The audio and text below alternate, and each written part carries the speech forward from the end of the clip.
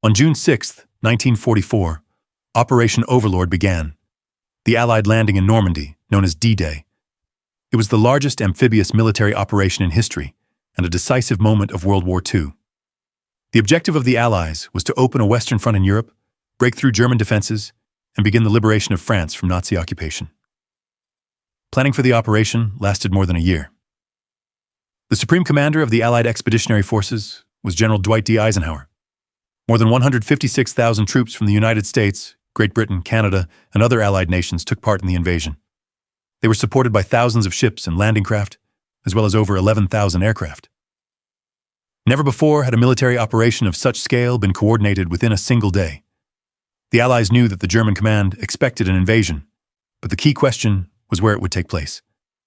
Through Operation Fortitude, the Allies created a false impression that the main landing would occur at Pas de Calais.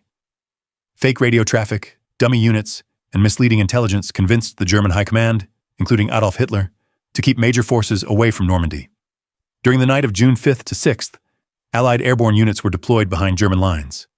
The U.S. 82nd and 101st Airborne Divisions, along with British paratroopers, were tasked with securing key bridges, cutting roads, and delaying German reinforcements. Due to poor weather conditions and heavy anti-aircraft fire, many units landed far from their intended drop zones, but they still managed to disrupt German communications and slow enemy movements.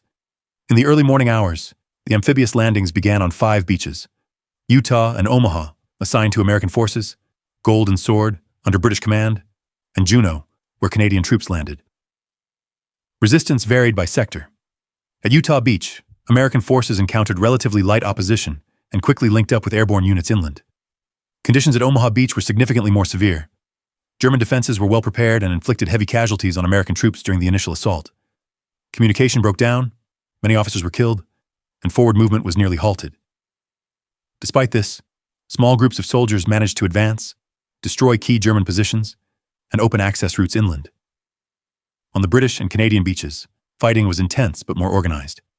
Allied forces secured most of the coastline, although major objectives such as the city of Caen were not captured on the first day. By the evening of June 6th, the Allies had established a stable beachhead in Normandy. Casualties on D-Day were heavy. More than 10,000 Allied soldiers were killed, wounded, or missing, while German losses were also substantial, but not precisely recorded. Despite these losses, the strategic objective of the operation was achieved. In the following weeks, Allied forces advanced through Normandy, broke German defensive lines, and liberated Paris in August 1944.